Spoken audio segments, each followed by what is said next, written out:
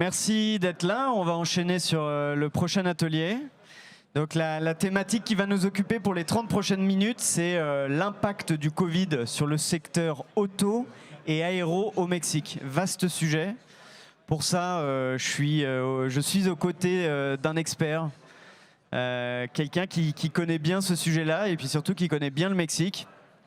Merci beaucoup Lorenzo Vignal d'être avec moi pour animer cet atelier. Un plaisir. Lorenzo, ancien ambassadeur du Mexique, 32 ans de service, des postes. Alors là, il faut que je lise parce que une expérience poste en Chine, au Vietnam, en Australie, en France. Tu as été ambassadeur en Suède, en Pologne, en Ukraine, en Lituanie et en Lettonie. Conseiller diplomatique de la présidence de la République par 2 reprises et chef du protocole d'État. Entrepreneur à ton compte, tu as fondé 2 compagnies. Une pour la représentation d'entreprises étrangères au Mexique, France et Argentine, et l'autre pour assurer des prestations d'import-export sur le marché du vin de producteurs. En 2008, tu as rejoint le groupe ADIT, donc le leader européen de l'intelligence économique, en tant que délégué général au Mexique et en Amérique centrale et aux Caraïbes.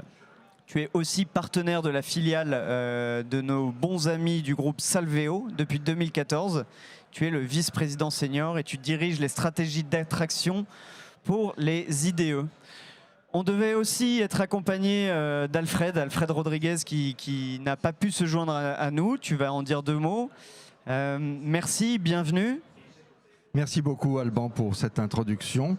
Et oui, en effet, je voudrais peut-être entrer en matière en disant qu'Alfred, qui devait être avec nous, Alfred qui est un vieil ami, qui était président de la Chambre de commerce et d'industrie de la franco-mexicaine, qui est conseiller des commerces extérieurs, qui est aujourd'hui aux côtés du président de la CONCANACO, la Chambre nationale des confédérations de chambres industrielles mexicaines.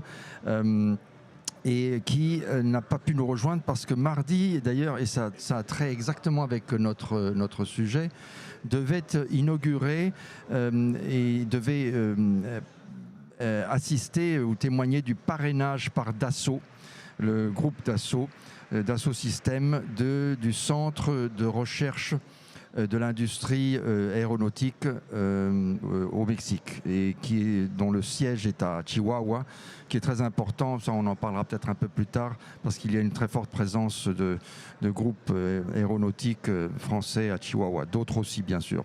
Et donc Alfred, au nom de Dassault, était aux côtés de Safran aussi d'ailleurs, pour cette inauguration et cette validation, cette vérification, cette certification, mardi dernier. C'est la raison pour laquelle il n'est pas là avec nous. Je te remercie beaucoup, Alban, de l'avoir mentionné parce que c'est un grand ami et un fort soutien de la relation économique bilatérale entre le Mexique et la France et dans les rayons de pointe, comme sont l'automotif et l'aéronautique.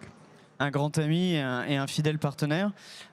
Du coup, tu nous as déjà donné une partie de la réponse à tout l'atelier, c'est qu'il y a encore du boulot dans l'aéro au Mexique, quoi. Absolument, oui. Ok, mais on va quand même commencer par le début, qui est peut-être un petit peu moins joyeux. Mais on a vécu une pandémie, elle a profondément affecté l'industrie mexicaine, notamment le secteur auto-aéro. Aujourd'hui, est-ce que tu peux nous faire un bilan de cette crise, ses conséquences et ce qui perdure aujourd'hui ? Oui, elle a touché très sévèrement donc ces secteurs au Mexique, mais c'est pas le seul pays au monde qui a été touché. C'est vrai que la pandémie en tant que telle a particulièrement frappé le Mexique. On s'y est peut-être pris un peu tard pour réagir. La pandémie s'évite encore, comme d'ailleurs partout un peu dans le monde. On s'en sort peu à peu. Alors quel est l'impact que cela a eu sur les secteurs automobiles et aéronautiques? Bien sûr, l'aéronautique, on a tous vu la chute dramatique des voyages. Pas tellement pour le transport, pas des biens, mais le transport des personnes. Ça reprend peu à peu. J'ai une statistique qui est assez intéressante, qui est le directeur général de la IATA qui faisait un bilan approximatif en disant que entre 2020 et 2022, le coût de l'impact des pertes qui auront été subies par les compagnies aériennes remonte à, de mémoire, 280 milliards de dollars. Enfin, c'est des chiffres quand même très impactants, et naturellement qui trahissent un ralentissement, ou qui décrivent plutôt un ralentissement dans toute l'industrie aéronautique. Oui. Ce sont des statistiques qui sont plus intéressantes si on les voit dans le détail, c'est-à-dire que pour l'impact pour 2020 était 157 milliards, pour 2021 estimé à peu près 50 milliards, et seulement de 11 milliards de dollars, enfin seulement 11 milliards de dollars pour 2022.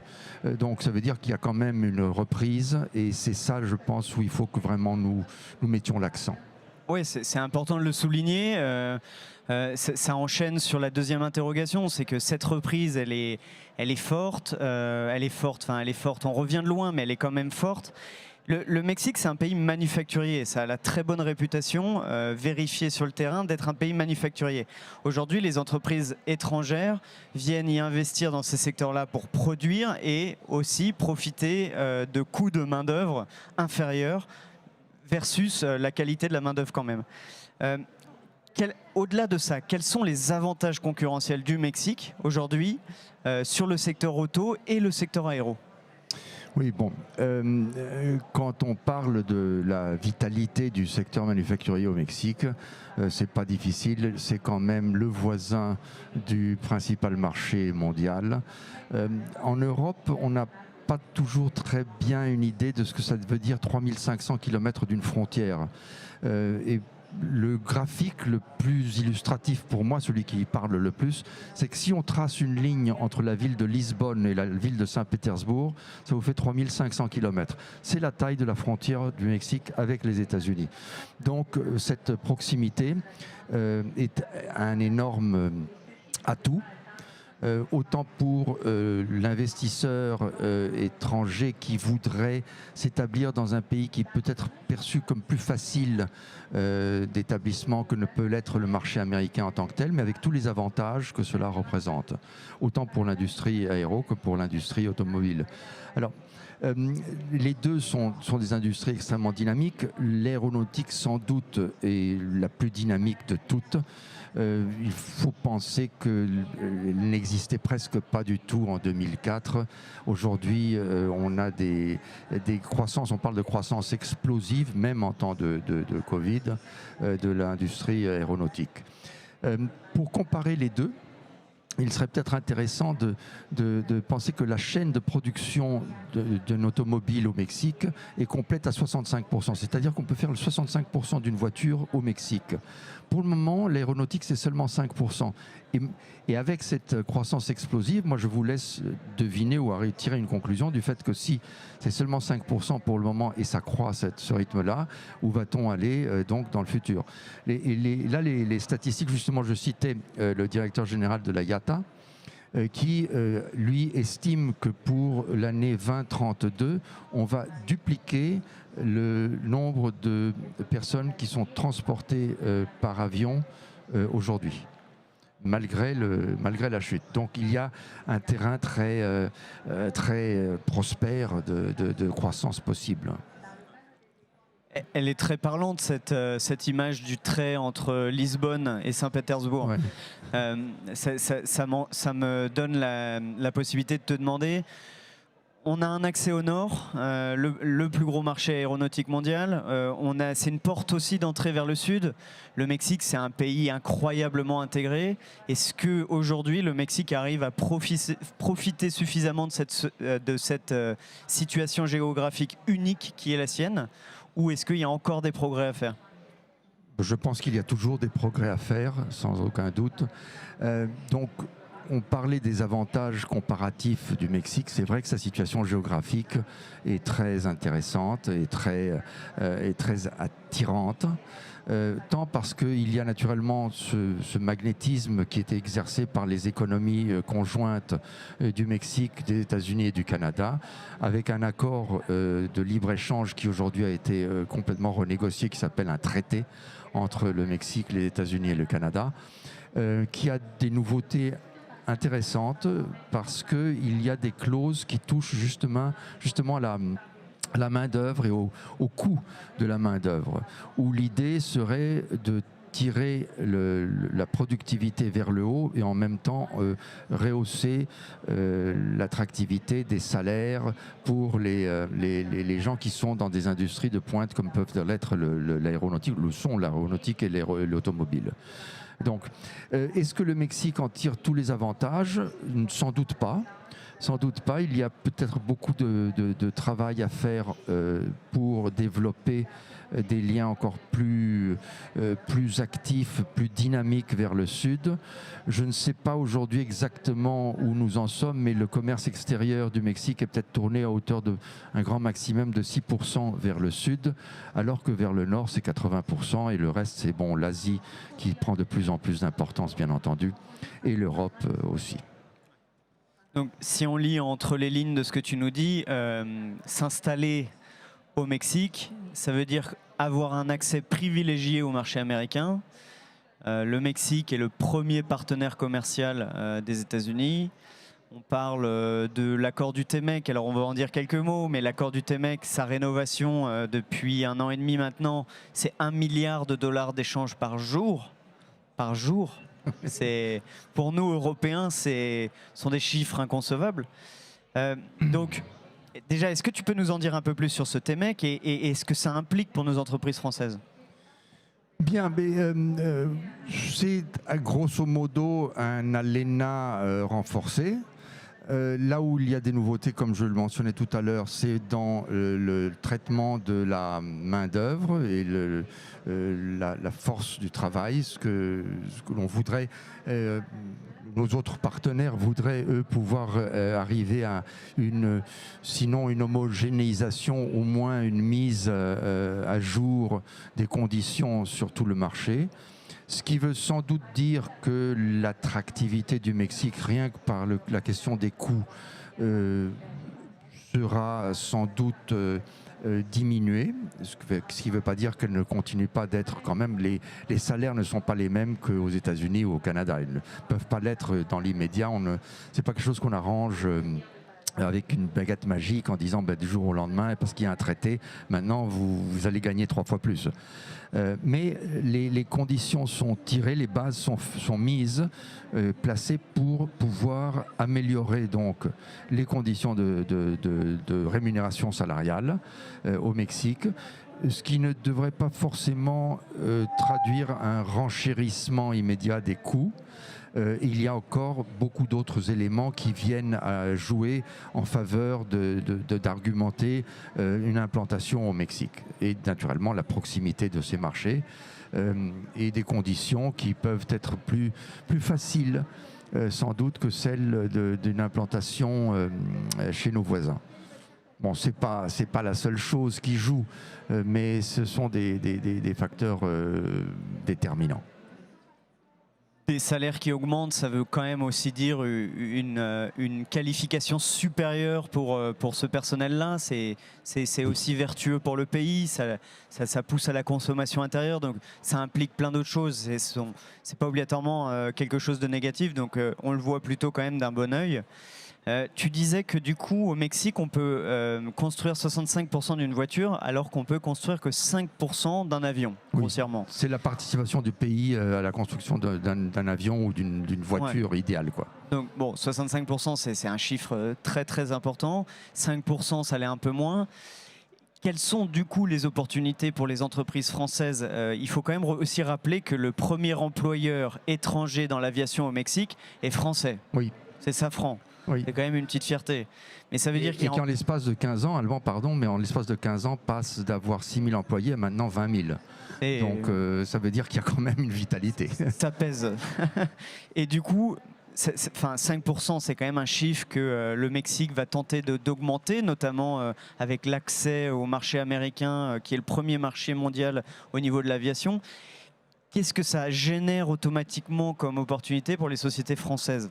Eh bien beaucoup, parce que dans le giron de ces grands groupes s'appuient bien entendu sur les producteurs de tous les éléments qui entrent dans la fabrication d'un avion ou d'une voiture, et donc en général veulent travailler avec des gens avec lesquels ils travaillent déjà sur d'autres plateformes géographiques.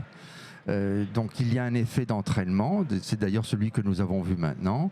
Le fait que Dassault justement fasse cette certification de ce centre de recherche de l'industrie aéronautique au Mexique veut dire que quand même il y a des choses à venir. Ça veut dire la préparation justement de cette main d'œuvre à laquelle tu faisais allusion. De ce point de vue-là, ça ne peut que croître. Déjà 5%, c'est pas mal d'y être arrivé déjà en si peu de temps. Ça veut dire que ça va quand même décoller.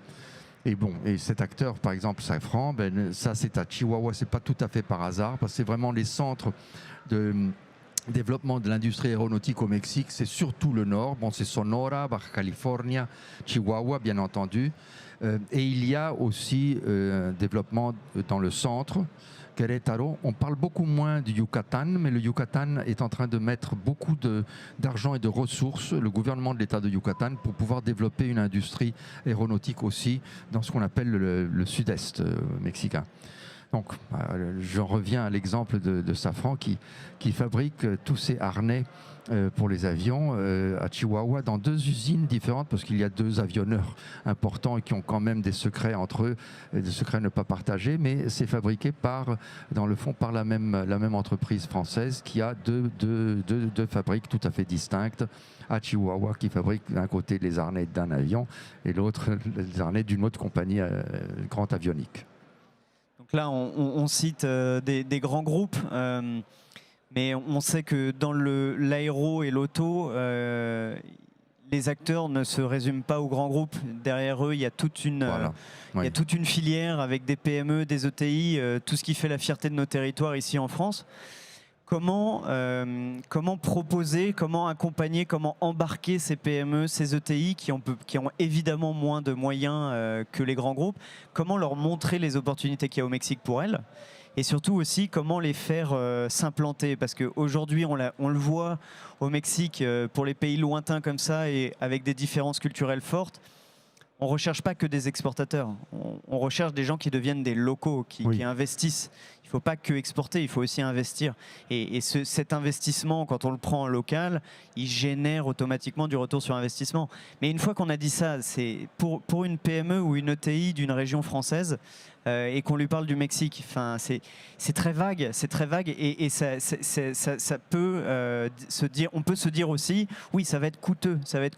Donc moi, j'ai pas les moyens d'investir comme ça, mais d'avoir un retour que sur 5 ans. Qu'est-ce que toi, tu leur dis à ces boîtes-là, et surtout, quelle est ta vision de ce retour sur investissement qu'on peut avoir au Mexique?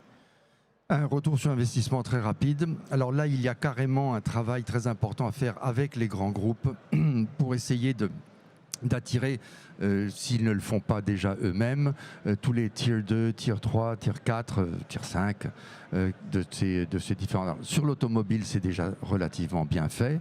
Il y a encore naturellement un effort à fournir.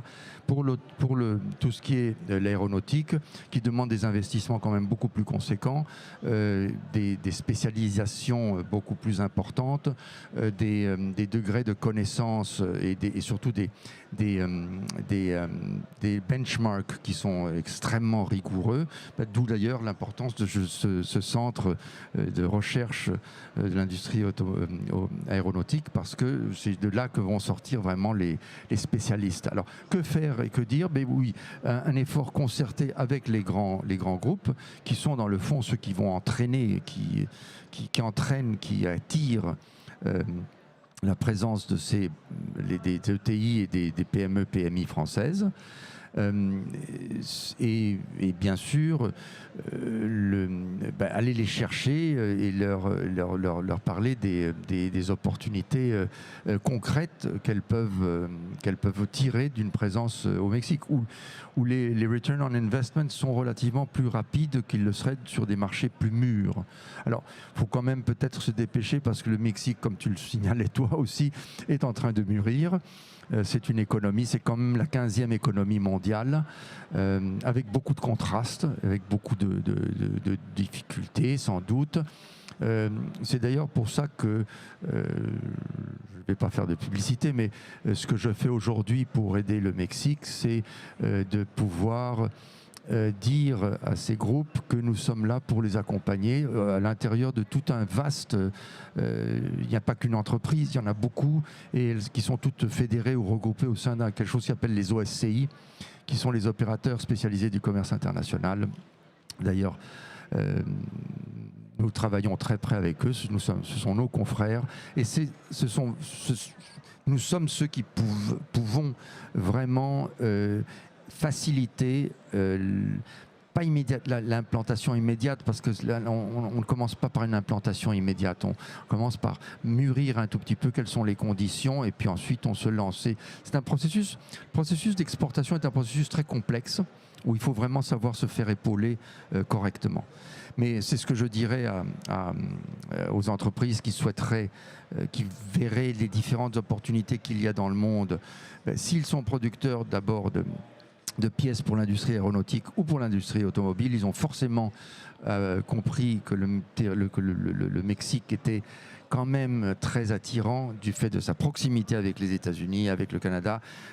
C'est un des plus larges, si ce n'est le plus large marché mondial, où il y a encore un rythme de croissance. Mais on voit très bien la reprise américaine, et la reprise américaine, c'est une bonne nouvelle pour le Canada, c'est une bonne nouvelle pour le Mexique. En général, les opportunités, elles se trouvent plutôt là.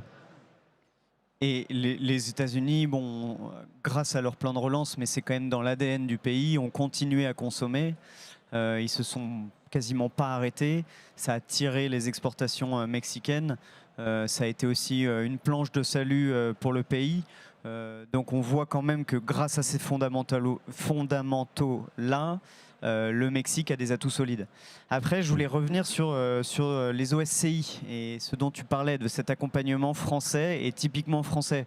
C'est quand même quelque chose d'unique, de rare, dont on peut être fier en France, c'est-à-dire qu'il y a une Team France Export qui existe, où il y a une coordination des différents acteurs français, qu'ils soient privés ou publics, dont BPI France fait partie, pour proposer un accompagnement solide et sérieux aux entreprises, à la fois sur la partie conseil, mais aussi sur la partie assurance et financement. Toi, tu connais bien cette partie-là. Donc aujourd'hui, quel est l'atout de cette partie-là pour une entreprise qui envisage le Mexique ? Eh bien, c'est le fait que nous faisons partie d'un univers où il y a une porte d'entrée et donc une facilité à pouvoir s'appuyer sur toute une série de prestations qui vont faciliter ce déplacement, cette exportation, cette implantation éventuelle. Je suis très heureux de dire que le BPI France participe de façon importante au capital de notre maison mère qui est le groupe Adit.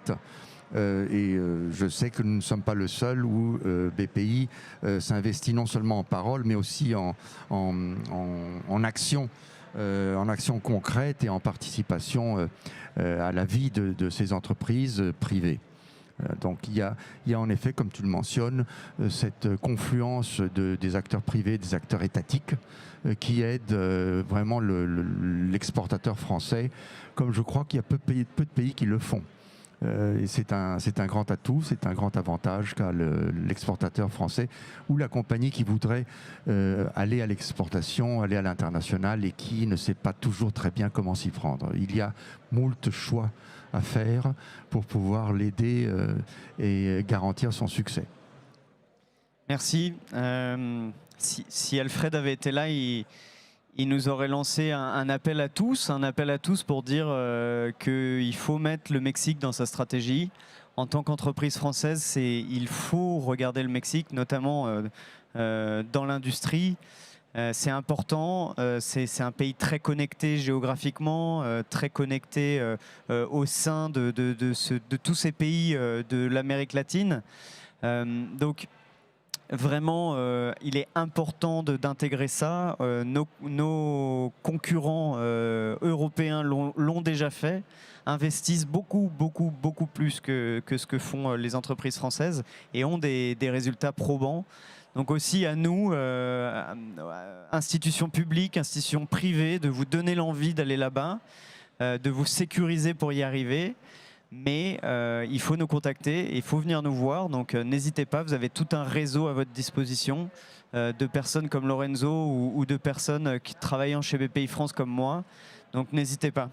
Est-ce que tu as un message pour conclure? On peut proposer des questions aussi s'il y en a. Il nous reste 5 minutes. Oui, alors tu mentionnais si Alfred était là. Je sais que Alfred, s'il était là, aurait peut-être été provoqué pour dire que, et il l'a d'ailleurs dit à un nombre de gens, et j'étais présent, qu'il ne connaissait personne. Ça fait 30 ans qu'Alfred est au Mexique.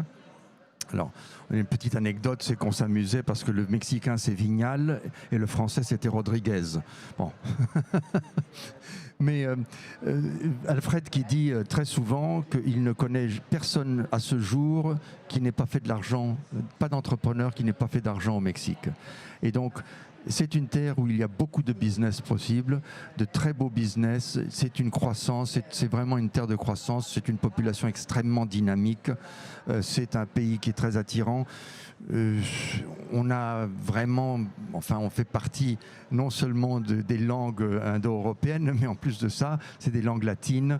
Il y a une proximité de coutumes qui vont faciliter énormément la tâche de l'entrepreneur français qui voudrait aller sur le Mexique et qu'il ne trouverait peut-être pas sur d'autres territoires. Or, je ne veux pas citer de nom, mais enfin, vous comprenez qu'il y a des pays où la barrière de la langue, la barrière de la culture est infiniment plus difficile et plus complexe et moins agréable.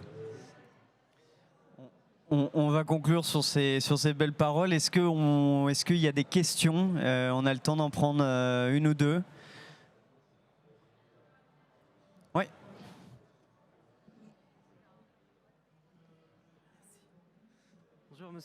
Bonjour monsieur l'ambassadeur.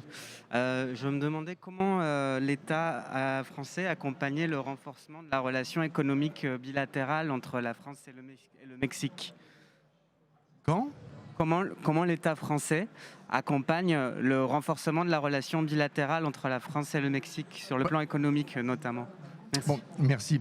Écoutez, il y a plusieurs mécanismes, enfin des soutiens à l'exportation, des subventions, des facilitations, et pour ça il y a les acteurs économiques, enfin privés que nous sommes, peuvent très bien vous faciliter la tâche en vous aidant à naviguer dans tout le dispositif de financiation et de soutien à l'exportateur français qui voudrait aller à l'extérieur, à l'international. Mais Alban, qui est là, peut très bien le faire aussi et peut vous aider énormément justement à faciliter cette tâche. Je pense qu'il est dommage que l'exportateur français, je parle du cas du Mexique, je ne veux pas parler d'autres pays du monde, mais dans le cas du Mexique, que l'on voit un dynamisme beaucoup plus important de la part, par exemple, de nos voisins allemands dans leur souhait de pénétration économique, pour le dire avec ces termes-là, au Mexique, d'être beaucoup plus présent, alors que la France a tout ce qu'il faut vraiment pour pouvoir y accéder, pour pouvoir le faire de façon très, je ne sais pas comment on dit, exitosa, mais avec beaucoup de succès. Et à différence peut-être d'autres pays, la France a tout un vaste arsenal de dispositions, de dispositifs qui sont mis à l'approche, enfin, qui sont mis à la disposition de tous les entrepreneurs français qui le souhaiteraient. Je pense qu'il y a peu de pays qui sont aussi actifs à essayer de créer, de stimuler l'exportation. Alors que l'on sait tous très bien, et d'ailleurs c'est un message que l'on entend tellement fréquemment, la croissance en France se fait de plus en plus à l'exportation. C'est vraiment là le terrain qu'il y a pour la croissance. C'est plus tellement sur le marché interne ou le marché européen, c'est surtout le marché interne, c'est vraiment la croissance par l'exportation.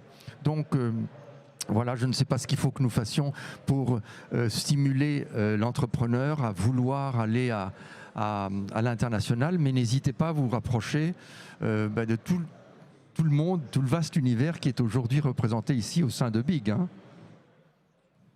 On peut toujours en faire plus de toute façon, ça c'est le mot. Hein. On peut toujours être beaucoup plus ambitieux dans nos relations bilatérales et notamment celles franco-mexicaines. Lorenzo, un immense merci, on va conclure là-dessus. C'était extrêmement intéressant et éclairant. Merci de ta présence et de tous tes mots. Je peux Alban, très rapidement ajouter tout simplement une petite chose. Mais vous parliez des relations entre la France et le Mexique au niveau commercial et économique. Eh bien, vous parlez à l'un d'eux. Mon arrière-grand-père est allé au Mexique en 1850, faisait partie d'un des Barcelonettes. Les premiers Barcelonettes qui sont allés au Mexique, qui sont allés avec l'indépendance mexicaine en 1821. Donc ça remonte quand même, enfin c'est pas la nuit des temps, mais ça fait quand même 2 siècles que cette relation est en train de se construire et il y a des histoires, il y a des gens, c'est une relation vivante. Inspirons-nous de nos aïeux ambitieux. Merci beaucoup Lorenzo. Merci beaucoup Alban, un plaisir d'être ici avec toi. Bonne journée.